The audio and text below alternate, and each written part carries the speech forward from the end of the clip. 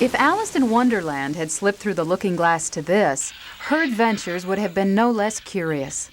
In the rainforest, everything is bigger than life, and nothing is as it seems. It is the stuff fairy tales and sometimes creature features are made of. At first glance, the forest seems to float as if suspended in midair. Vines that would make Tarzan proud drape down from 200 feet above. Ferns ride piggyback on other plants. Even the massive trees seem to stand on tiptoe. The tropical rainforest doesn't advertise itself. In fact, your first impression is one of an incredible green stillness. A newcomer will hear and see very little, but once you know what you're looking for, the whole place explodes with life. Let me show you what I mean. Look closely at this picture, at the crooked branch in the middle. You'll see it's not a branch at all, but an insect masquerading as one.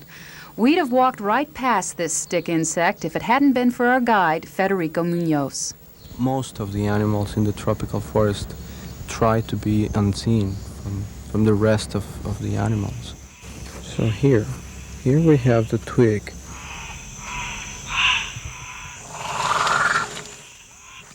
More than half of all the species of plants and animals on Earth live in the rainforest.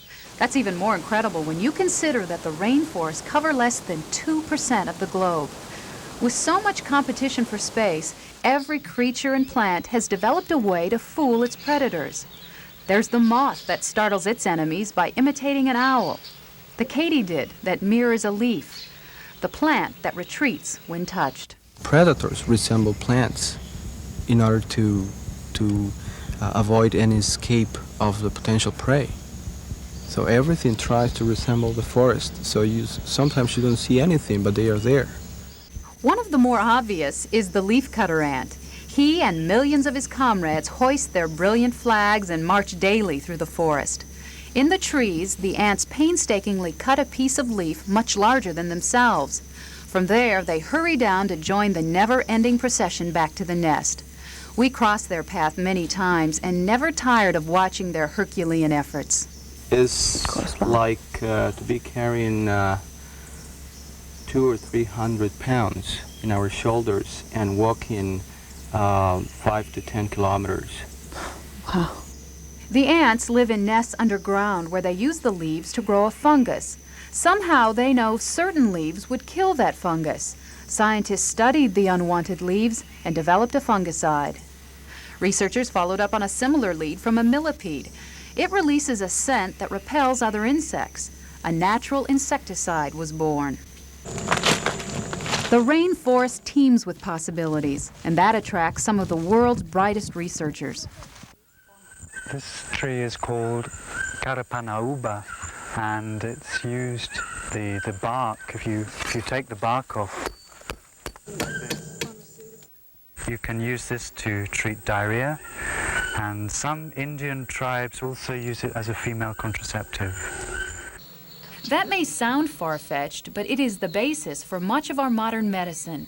1/4 of all drugs prescribed in the U.S. are derived from rainforest plants. The leaves of the rosy periwinkle mean life for children who once died from leukemia. More than 2,000 other rainforest plants have anti-cancer properties. And researchers are following up on a claim that tree bark found in the Amazon appears to kill the AIDS virus. The rainforest could hold cures to diseases we've yet to discover. Yet fewer than 1% of all species have been screened for possible uses.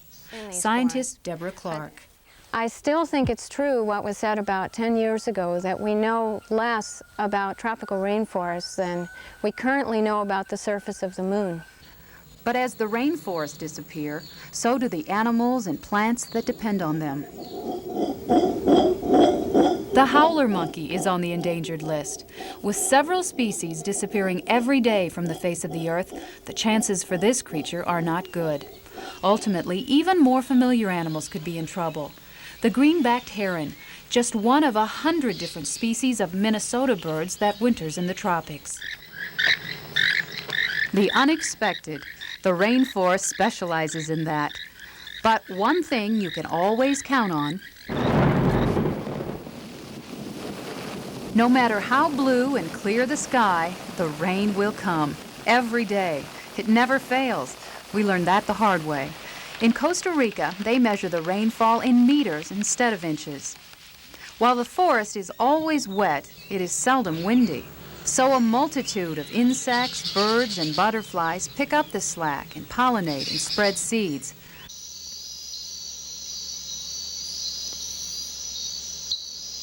This furious pace of life continues day and night. While not overly fond of bats, we nonetheless felt compelled to watch the fishing bats at work in Costa Rica. After dark, the forest seems even more menacing, but with the proper respect, it works its own magic. We came upon our first tarantula, only to learn that it gets a bum rap and isn't poisonous after all. It moves quickly, however, as do other nameless spiders that time after time dazzled us with their handiwork and hunting prowess. We were even more impressed, or should I say intimidated, by the snakes of the rainforest, some of which are the deadliest in the world. A bite from this snake would put you in bed for days. But like all the creatures of the rainforest, it too has its place. The tropical rainforest. What lies within its beauty remains a mystery. The promises it keeps, yet to be discovered. But we know enough to know we can't afford to lose it.